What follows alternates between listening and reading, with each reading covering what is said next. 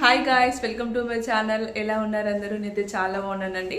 So ముందుగా అందరికీ happy Ugadi. ఈరోజు మా అమ్మ వాళ్ళ ఇంటికి అయితే వెళ్తున్నాము. సో ఫెస్టివల్ రోజే వెళ్తున్నారు ఏంటి అనేసి చెప్పేసి అనుకోవచ్చు. మా అమ్మ వాళ్ళ ఊళ్ళో చిన్న సెలబ్రేషన్ జరుగుతుంది. సో రాముల వారి గుడి కట్టారు. సో ధ్వజస్తంభం ఇంకా వేస్తున్నారు. పూజలు ఇంకా జరుగుతున్నవి. సో అందుకోసమే వెళ్తున్నాము. ఇలా రెడీ అయ్యాము. సో మా పెద్దోడు చూడండి డ్యాన్స్ వేస్తున్నాడు. రెడీ అయ్యి బ్యాగులు వేసుకుని ఉన్నాడు. సో వెళ్ళడమేగా. సో మరిన్ని వీడియోస్ కోసం మన ఛానల్ని త్వరగా సబ్స్క్రైబ్ చేసుకొని సపోర్ట్ చేయండి గాయస్. రూమ్ నుంచి అయితే బయలుదేరుతున్నాము. మార్నింగ్ పూజ చేశాను దేవుడికి. మిగిలిన బనానాస్ ఉంటే తీసుకొని వస్తున్నాను అనమాట. మా అమ్మ వాళ్ళ ఇంటికి వెళ్తే ఆల్మోస్ట్ 1 వీక్ ఉంటాను. అంటే ఇప్పుడు దేవునికి సంబంధించిన సెలబ్రేషన్ ఉంది, కొత్తగా టెంపుల్ కట్టారు. సో అందుకోసమే మిగిలిన ఫ్రూట్స్ అన్ని కూడా తీసుకొని వెళ్తున్నాను అనమాట. సో ఆల్రెడీ మా పిల్లలు వెహికల్ ఎక్కి నా కోసమే చూస్తున్నారు. గోల్డ్ షాప్ వద్దకి వచ్చాము. అంటే మా అమ్మ మా అల్లుడికి చైన్ చేపిస్తుంది అనమాట. సో మాకే డబ్బులు ఇస్తే మేమే చేపించాము. సో ఇప్పుడు అది తీసుకొని వెళ్తున్నాము. అమ్మ వాళ్ళ ఇంటికే కదా, సో మళ్ళీ 1 వీక్ దాకా రాము.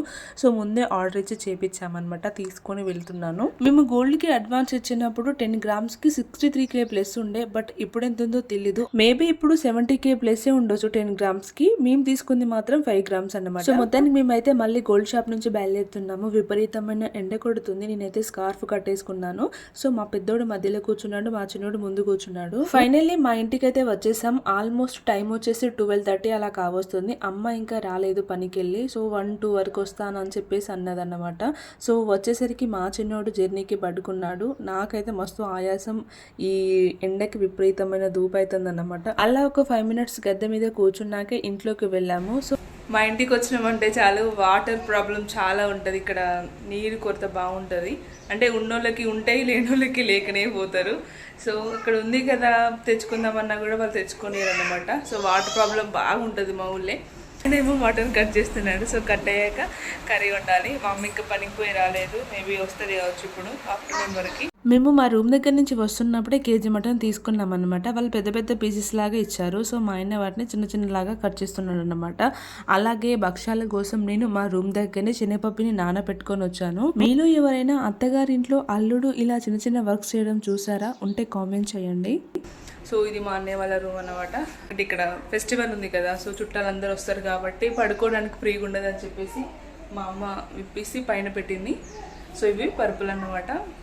మా బావ చిన్న చిన్న పీసెస్ లాగా కట్ చేసిన మటన్ అయితే పొయ్యి మీద వేశాను. ఆల్మోస్ట్ కర్రీ వచ్చేసి 50% కుక్ అయిపోయింది. మంగళవారం రోజు నేను నాన్ వెజ్ తినను. అంటే ఉగాది పండుగ రోజు మంగళవారం అయింది కదా, సో నా కోసం నేను పప్పు టమాటా కర్రీ చేసుకుంటున్నాను. సో ఇది కూడా కుక్ అయిపోతుంది. కర్రీ ఆల్మోస్ట్ 90% కుక్ అవుతున్న టైంలో మా అమ్మ వచ్చిందనమాట. అప్పుడు టైం వచ్చేసి 2 ఏమో అవుతుండింది. మా పిల్లలు చూడండి ఎక్కడ పడితే అక్కడ ఆడుతున్నారు.